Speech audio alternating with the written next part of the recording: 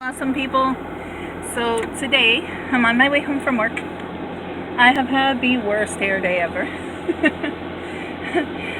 I told my student it was a white girl fro. It is not the flattering kind. It's just not. I put some grease in my hair and some water and it still don't stay down. The thing is, my hair was nothing. I mean, a little wisp of breath could send it flying. And yet, it decides to go north, up into the sky and all in sideways patterns, but not in pretty, appealing patterns, but rather in weird, ugly, confusing patterns. Now, do I hate my hair? No, I love my hair. It is silky, it is soft, it is deliciously nice to touch. I run my fingers through my hair, I think, all day long. But on days that I have not taken adequate care of it, it is not nice, well-behaved, obedient hair. And therefore I get frustrated with my delightful, beautiful, awesome hair. And on years that maybe I don't eat the right amount of food, maybe I'd have a reason to get a little frustrated with my beautiful, awesome, amazing body too. And that is what I am learning to tell myself. I used to say, I hate this, I hate that. Honestly, I don't hate it. I love my body. It gets me where I need to go. It takes care of me. It feeds me, it clothes me, because literally my hands have to clothe me. And it takes care of me, protects me from the elements. Why complain? Why complain about what God gave you? If you didn't take care of it, that's on you. So today, I didn't take adequate care of my hair, and my hair is not going in the direction that I like it to go. It's probably fine for other people, but I like mine to go in a certain direction and go a certain way, and this is not the direction or the way that I like. The funny part is I'm not known for my amazing sense of style, but I'm fastidious about the things I care about. So if I like it, I want it that way, and if I don't want it that way. All right, so what about your life? Where are you too picky, too judgmental and critical about yourself? And where are you disliking things that you should just be managing better? I'd like you to take a look at your butt today if it's your problem area.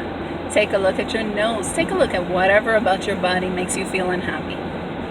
If there are too many wrinkles, try Eucerin cream. I'm telling you, it's amazing. If there's too much fat, try finding the right eating plan that works for you.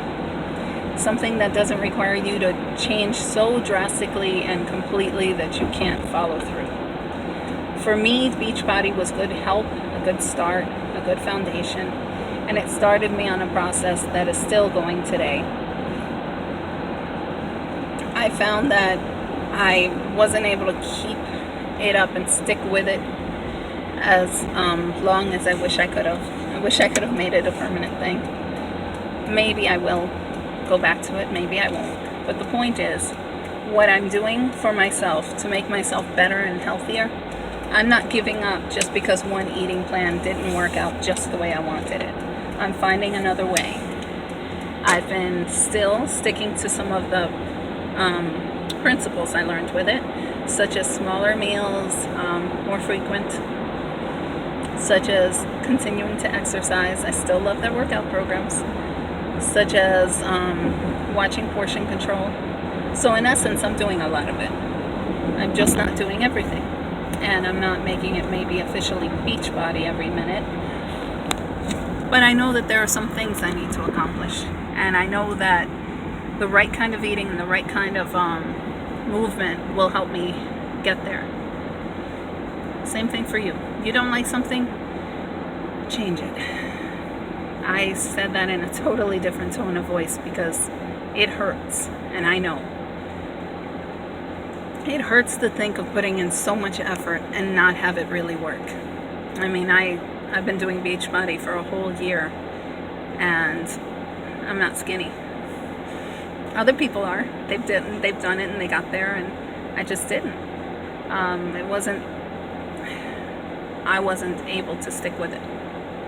Does that mean it was a bad idea? No, I learned a lot. But I have kept off a substantial amount of size, not necessarily weight, because somehow my weight is still pretty high. but my size is still remarkably smaller. So I'm excited about the size change, and I'm willing to keep moving forward because of that size change and that ability it gave me to keep believing for the future. So today I want you to look up at your life, take a look around, and see what is frustrating you, what are you sick of, what don't you think you did well, and start working on it. Don't work on everything at once, you will fall apart. I try to work on a lot of things at once. I always do, and I always pay for it. But at least I want to keep trying. I don't want to be somebody who quits just because it seems so hard. I don't want to give up on personal development. I don't want to give up on bettering myself. I don't want to give up on becoming somebody different than I was yesterday. I love that effort. I love that struggle. I love to strive for something good. And I think if we don't, then we're pretty much burying ourselves in the coffin without digging the hole and dropping it in, you know? We're limiting ourselves here on earth while we're still alive because we're not making the effort we need to do something, to get somewhere different, to be someone different. Would you put yourself in a coffin and lie there if you weren't dead yet? You're doing that with your efforts. You're doing that with your skills. You're doing that with your talents. You're not growing them. You're not developing them. You're not moving them forward if you're not making conscious efforts to change and to be better every day. That's my word for today. Where in the Bible do you see this? The Bible says, "Be ye perfect as I am perfect." This means you should be striving. It doesn't mean you should be arriving. But if you're not striving to be a better person, you're not even getting close to God's goal. The Bible says, "I am crucified with Christ, and yet I live." Not I, but Christ. Okay? That means we died to our wants, and we have His job to do now.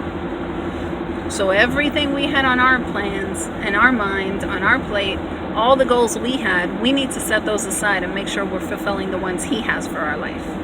And one of the biggest goals He has for your life is to do something bigger, be someone better, and never stop striving. He said not to bury your talents, but to multiply them. It's in the parable of the 10 talents. Parable of the talents, sorry. Look it up online, Google it, trust me, you will find it. The principle is there. You're supposed to increase your talents, put them to use, at least double what you have. So set that coffin aside. It's not time yet. It's time to live, guys. You will live and not die and proclaim the great works of the Lord. If you haven't done that yet, it's not time yet. Bye, guys.